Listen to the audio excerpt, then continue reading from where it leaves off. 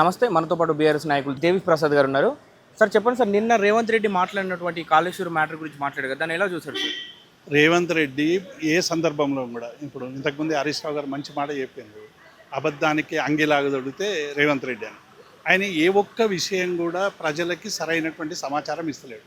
ప్రజలు పరిపాలించమని నీకు అధికారం ఇస్తే ఏ ఒక్క హామీ కూడా అమలు చేయకుండా ఇవాళ ప్రజల నుంచి వచ్చినటువంటి వ్యతిరేకతతో ఫ్రస్ట్రేషన్లోకి పోతున్నాడు. ఇక అధికారం పోతున్నదని చెప్పి వచ్చేటువంటి సర్వేల ద్వారా తేలిపోతున్నది. ఒకవైపు తన సొంత ఎమ్మెల్యేలు ఏం చూస్తున్నాం. నేను కొండా సురేఖ్ గారి శాఖ సంబంధించిన రివ్యూ కడియం శ్రీహరి గారు పోయి చేసింది.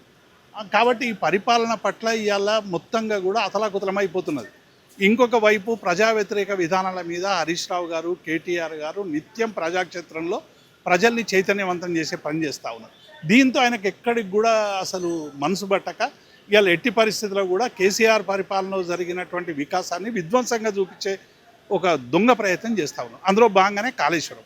ఇలా కాళేశ్వరం ప్రాజెక్ట్ అనేది మనకు అందరికి కూడా తెలుసు. కాళేశ్వరం ప్రాజెక్ట్ అనేది ఒక్క ప్రాజెక్ట్ కాదు. కాళేశ్వరం అనేటువంటిది మల్టిపుల్ ప్రాజెక్ట్. అది సాగునీరికి, తాగునీరికి, పారిశ్రామిక అవసరాలకి ఇవాళ ఎంత గ్రౌండ్ రీఛార్జ్ పెరిగింది. గతంలో తెలంగాణ రాకముందు 4 లక్షల రూపాయలు ఉన్నటువంటి ఎకరం ధర ఇవాళ 40 లక్షలకు కావడానికి కారణం కేసీఆర్. కారణం ఏంటంటే నీళ్ళు వస్తున్నాయి, అవసరమైనటువంటి గ్రౌండ్ రీఛార్జ్ పెరిగింది, రైతులు 2 పూటలా వ్యవసాయం చేసుకొని గౌరవంగా బతికేటువంటి ఒక ప్రయత్నం కాళేశ్వరం వల్ల జరిగింది. ఇన్ టైంలో కాళేశ్వరం ప్రాజెక్ట్ కంప్లీట్, నాగార్జున సాగర్ లెక్క కంప్లీట్ చేసి 1000 రేట్లు ఎస్టిమేషన్లు పెంచలేదు. మీరు తట్టెడు మట్టి వేయకుండా 10% మొబిలైజేషన్తో 2000 కోట్లు తిని తెలంగాణ ప్రాంతానికి అన్యాయం చేయడానికి 16 టీఎంసీల నిల్వతో మాత్రమే మీరు జలాశయాలను పెట్టారు. కానీ వేరేజ్ కేసీఆర్ గారు దాన్ని 140 టీఎంస్కు పెంచి తెలంగాణ ప్రాంతం అంతా కూడా సస్యశ్యామలం కావాలని భావించు. కాళేశ్వరం ప్రాజెక్టులో మేడిగడ్డకు సంబంధించినటువంటి ఒక పియర్కు సంబంధించినటువంటి వ్యవహారం వస్తే దాన్ని రిపేర్ చేయమని ఎన్డీఎస్ఏ చెప్పినా కూడా మీరు ఇంటలేరు. అంటే కేవలం కేసీఆర్ గట్టిండు కాబట్టి ఒకవేళ ఆ నీళ్లు గలగల కాళేశ్వరం నీళ్లు వారితే కేసీఆర్ గారు మళ్ళీ ప్రజలకు రోజు గుర్తొస్తాడు. నీళ్లు చూసినప్పుడల్లా ఇప్పటికే సెక్రటరియట్ చూస్తే గుర్తొస్తున్నాడు, అంబేద్కర్ విగ్రహం చూస్తే గుర్తొస్తున్నాడు, అమరవీరుల జ్యోతి చూస్తే గుర్తొస్తున్నాడు, యాదగిరి గుట్ట పోతే గుర్తొస్తున్నాడు, ఈ దుర్గం చెరువు పోతే గుర్తొస్తున్నాడు, అండర్ పాసులు చూస్తే గుర్తొస్తున్నాడు. ఇట్లా అంటే ప్రతి దగ్గర కేసీఆర్ గారు గుర్తొస్తున్నారు. ఆయనేమో పాపం కేసీఆర్ గారు ఆనవాళ్ళు లేకుండా చేయాలి, కేసీఆర్ గారు మర్చిపోవాలని చూస్తున్నాడు. కాబట్టి కాళేశ్వరం ప్రాజెక్టు మీద అన్ని విషయాలు, సాంకేతికపరమైనటువంటి విషయాలు కానీ అన్ని విషయాలు హరీష్ రావు గారు స్పష్టంగా చెప్పారు. మేము రేవంత్ రెడ్డిని డిమాండ్ చేస్తూ ఉన్నాం, ఇవాళ మీరు హరీష్ రావు గారితో చర్చకు రండి. ఉత్తమ్ కుమార్ రెడ్డి వస్తారా, మీరు వస్తారా, ఎక్కడికి వస్తారో రండి. మొన్ననేమో జూపల్లి గారు ఇక్కడికి వస్తే మేము స్వాగతం పలకడానికి ఇక్కడ ఉన్నాం. మీరేమో మా హరీష్ రావు గారిని అరెస్ట్ చేసి లోపల పెట్టేటువంటి ప్రయత్నం చేస్తారు. మీరు సమాధానాలు చెప్పలేక హరీష్ రావు గారిని, కేటీఆర్ మీద వ్యక్తిత్వ హరణం చేసేటువంటి పని చేస్తారు. సూర్యుని మీద ఉమ్మేస్తే ఎవరి మీద పడుతుంది? రేవంత్ రెడ్డి నీ మీదనే పడుతుంది. ఇవాళ హరీష్ రావును తిట్టే ఆ తిట్లన్నీ నీకు రివర్స్ వస్తున్నాయి. ఇవాళ హరీష్ రావు గారు ఏ సందర్భంలో కూడా, హరీష్ రావు గారు ఒక ప్రజల మనిషి, నిత్యం ప్రజల్లో ఉండే మనిషి, 24 గంటలకు ప్రజా సమస్యల పరిష్కారం కోసం తపన పడేటువంటి మనిషి. కాబట్టి నువ్వు హరీష్ రావు గారి మీద తిట్టడం వల్ల గొప్పనివైతవని నువ్వు అనుకుంటే పొరపాటు. కనీసం ఇప్పటికైనా సోయి తెచ్చుకొని 6 గ్యారంటీలు, 420 హామీలు అమలు చేసి తెలంగాణ ప్రజలకు కావలసినటువంటి పరిపాలన ఇవ్వు. ఇవాళ పరిపాలన పడికేసింది.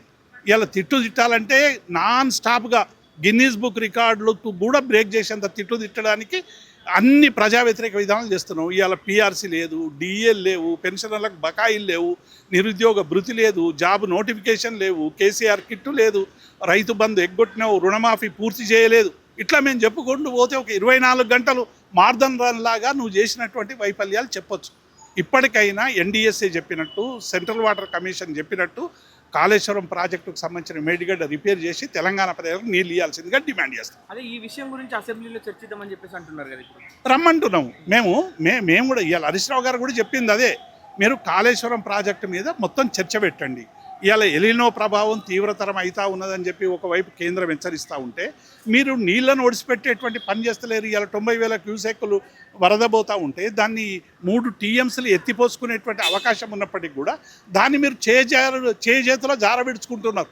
దానికి కారణం ఏంటంటే తెలంగాణ రైతాంగం మీద మీకు సరైనటువంటి ప్రేమ లేదని అర్థమవుతుంది కదా రేవంత్ రెడ్డి. పంపులనేటి ఆన్ చేస్తే కూడా కూలిపోతాయి, ఇవన్నీ కొట్టుకుపోతే ఏం చెప్పి దానికి మా జగదీష్ రెడ్డి జవాబు చెప్పిండు, మా కేటీఆర్ జవాబు మేము బాధ్యత తీసుకుంటామని చెప్పి హరీష్ రావు గారు ఇప్పుడు చెప్పిండు.